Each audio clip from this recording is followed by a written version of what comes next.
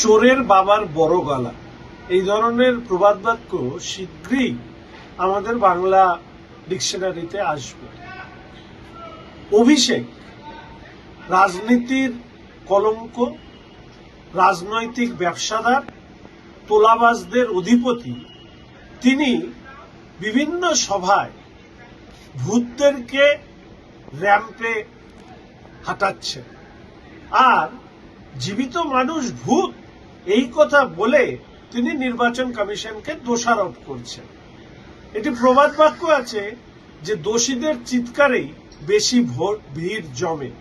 আমি অভিষেক ব্যানার্জিকে চ্যালেঞ্জ করছি, আপনার যদি দম থাকে, আপনার যদি ক্ষমতা থাকে, তাহলে আপনি এই জীবিত মানুষদেরকে যারা মৃত হিসাবে দেখিয়েছেন সেই বিএলওদেরকে র্যাম্পে হাঁটান। আমরা দেখতে চাই জীবিত মানুষকে ভূত বানানো বিএলও আসলে কারা।